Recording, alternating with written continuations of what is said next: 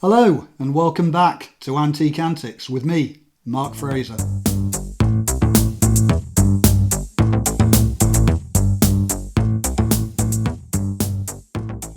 Today we're going to talk about and try and put it into simple words about how you can tell if something is restored or not.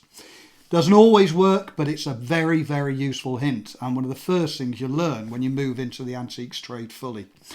Now, we're going to use this little piece as a prop, and I'd best explain what this is first of all. What we've got here is a small piece of Nanking porcelain.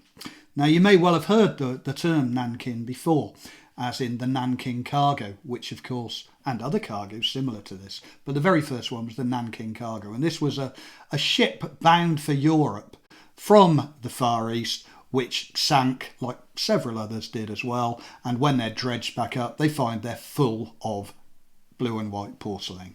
So Nanking basically is a cover-all term in a way, if you like, for Chinese export porcelain. And in fact, when I started in this trade in the late 70s, we called blue and white china of this type Chinese export. However, what I call Nanking has got specific elements which I'll just point out to you. This little piece, which is an oval dish with a barbed edge, very typically, like most of what gets called Nanking of this type, decorated with a scene not unlike what we in this country know as the willow pattern. You've got a lakeland landscape, if you like, with pagodas and bridges, etc. So that's very typical of what you'll find on what I think of as typical Nanking porcelain. The other thing about this type of Nanking is that it dates from the late 18th through to the middle of the 19th century. Although if you look at the Nanking cargo, it of course dates from between, that sort of things date from between 1680 and 1750. So it's a much later thing. So you could say there's two types of Nanking. There's the Nanking cargo Nanking, and there's this type with the lakeland landscapes. And that's what we're using today. It's got a very distinct colour blue, slightly powdery, slightly smudgy. The reverse, often you'll find, I suppose the most common pieces you'll come across aren't necessarily small dishes like this, but they're various size meat dishes, or what we call meat dishes in the UK. So a dish about so big and then graduated up to so big, but meat dish size.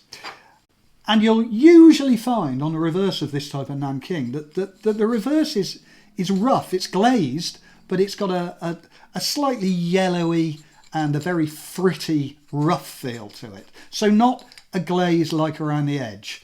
So that's very typical Nanking from the late 18th to the mid 19th century. This particular little piece dates from about 1840 or so. Now, there is a bit of restoration on it, and that's why we're going to use this to explain how you would tell. Now, obviously, your suspicions have to be raised in the first place, because otherwise you're going to look at it and you're not going to do what I'm about to do if you don't think there may be restoration. But if you think there is, if there's a slight discoloration, if there's a slight change in the glaze, then you do this. First, and this is a tip that I always give, even to people that have been in the antiques trade for years, when I mention that I do this, they often go, do you know what? I never thought of that. But always do this first. Feel it. Don't look at it. Don't do what I'm about to do in a moment. Just feel it. Close your eyes and feel it. The restoration on this piece is around the edge. And so I feel the other part, and I feel a part that I think may be restored. And there's a very distinct tackiness to it. Not sticky, but slightly tacky and a little bit warmer. Almost like a lady's, like when a lady's nail varnish is dried. Although it's dry, there's still a slight warm tackiness to it before it fully hardens. And that's what you get with certain restoration. So you're thinking to yourself, do you know what? This does actually feel as if it could be a little patch of restoration. We're not talking major, we're just talking a little piece, maybe no more than 1/4 of an inch. So we're just thinking, do you know what that could be? And so what do? Well, I'll tell you what you do. You use your teeth. You may laugh. But you go to a piece that clearly isn't restored and you tap it on your bottom teeth. We can use the top teeth if you like, but I always use the bottom teeth. Tap, tap, tap. And you move along a bit. Very clearly a similar sound. Then you go along to the little piece that you think is restored. That little sticky, tacky nail varnishy piece. Do you hear the difference? Rather than a sharp tap, there's a slight thud. And not only does it sound different, it feels different on your teeth. And that's quite a hard thing for me to actually get across to you on a video.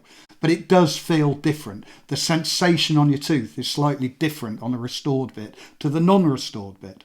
So there, your suspicions were raised. And if that feels tacky and you get that different feel and sound when you tap it on your tooth, then yes, it's restored. Now, at antique fairs and in antique shops today, you will find that most dealers are perfectly honest and will put on the label AF restored or whatever.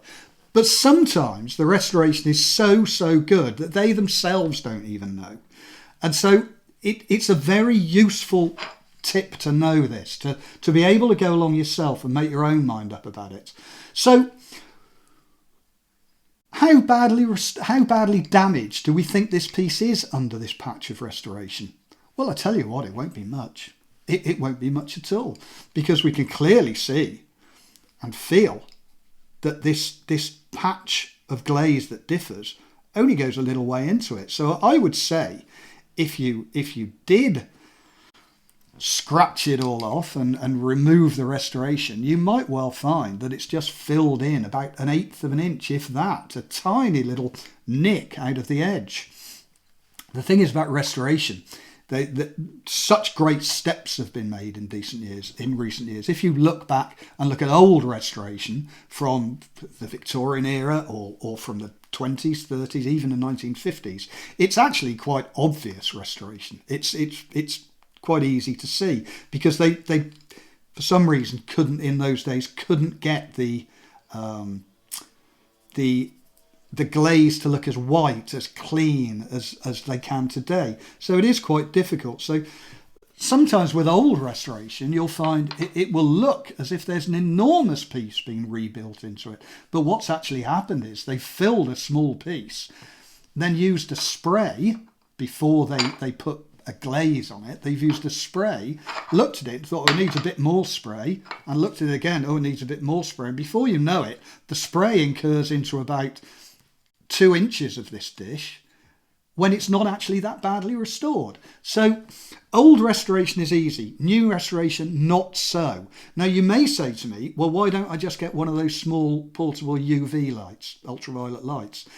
And that's all very well.